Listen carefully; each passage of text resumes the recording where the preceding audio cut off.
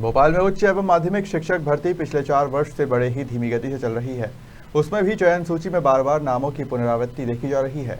पीड़ित अभ्यर्थियों द्वारा पिछले 6 माह में कई बार ज्ञापन पत्र सौंपे गए, साथ ही धरना प्रदर्शन भी किया गया, लेकिन समस्या का निराकरण नहीं हो रहा है। मुख्यमंत्री के निर्देश के बाद स्कूल शिक्षा विभाग द्वारा एक निराकरण समिति गठित की गई, परंतु जैसे ही पीड़ित अभ्यर्थी उस निराकरण समिति के समक्ष अपना पक्ष रखने उपस्थित होते हैं, तब उनको दुत्कार कर कार्यालय से बाहर निकाला जाता है।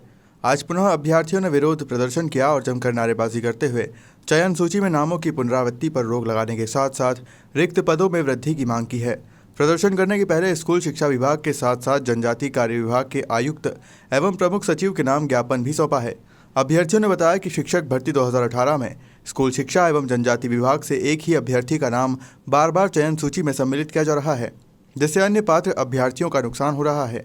अतः एक अभ्यर्थी का नाम एक ही सूची में सम्मिलित किए जाने की मांग की है।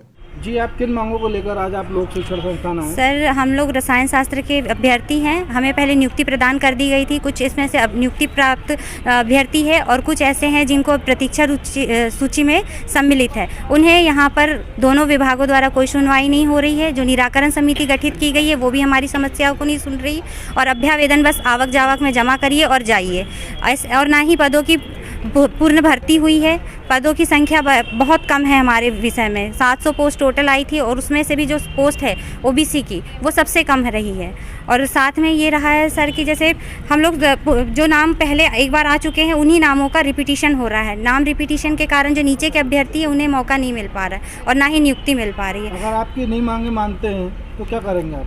हम तो ये जो सरकार है अभी इसी का विरोध करेंगे, क्योंकि जो भी काम हो रहा है, हम अभी यहाँ से गए थे शिक्षा मंत्री के बंगले पे, हमें वहाँ ये आश्वासन दिया गया कि समिति आपका निराकरण करेगी। समिति हमारी कोई सुनवाई नहीं कर रही है और दोनों विभाग के जो आयुक्त हैं वो भी हमें कोई सटीक आंसर नहीं दे पा रहे हैं कि क्या आपके साथ किया जाएगा। वे कह रहे हैं कि होगा, आप इंतजार करिए। हम कब तक वेट करें? कदम क्या होगा? हमारा अगला कदम यही होगा कि हम इसके लिए न्यायिक शरण लेंगे, हाईकोर्ट जाएंगे, या तो फिर इस जो पार्टी है इसका आगामी चुनाव में हम विरोध करेंगे। हमारे जो जितने भी युवा वर्ग हैं, चाहे वो वर्ग 3 वाले हो, वर्ग 2 वाले, वर्ग 1 वाले, हम सभी से ये कहेंगे और जो आगामी पीढ़ी है हमारी, सभी से यही अपील करेंगे कि इस सरकार का पूर्ण रूप से बहिष्कार किया जाए।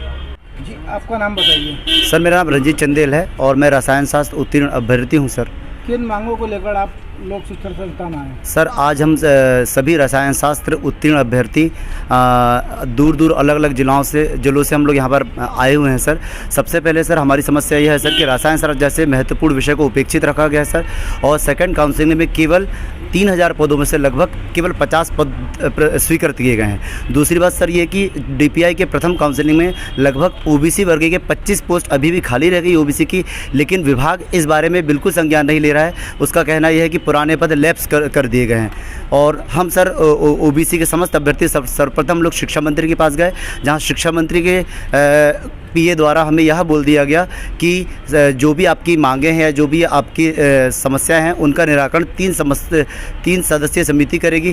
फिर हम लोग सर डीपीआई आए हुए हैं यहाँ पर। ये जो समिति गठित की गई सर, इसका एक भी सदस्य यहाँ पर मौजूद नहीं है। हमें यह बोल दिया जाता है कि आप आवक जावक में जाकर अपने निराकरण करिए और अपने जो भी अभ्यावेदन है वो लगा दीजिए। अगर आपकी मांगे नहीं माने तो आप क्या कदम उठाएंगे? सर, सबसे पहला कदम तो यही उठाएंगे कि हमारे जैसे महत्वपूर्ण विषय को उपेक्षित किया गया है सर। हम सर्वप्रथम तो हाईकोर्ट की शरण लेंगे और वहाँ भी हमारी मांग नहीं सुनी गई तो आगामी चुनाव में हम ये शपथ लेते हैं सर कि हम ये जो तत्कालीन जो सरकार है सर, हम इसका विरोध करेंगे जो हमारे ओबीसी वर्ग और शिक्षक भर्ती को ओबीसी वर्ग को उपेक्षित कर रही है और शिक्षक भर्ती को पूर्ण नहीं होने दे रही है।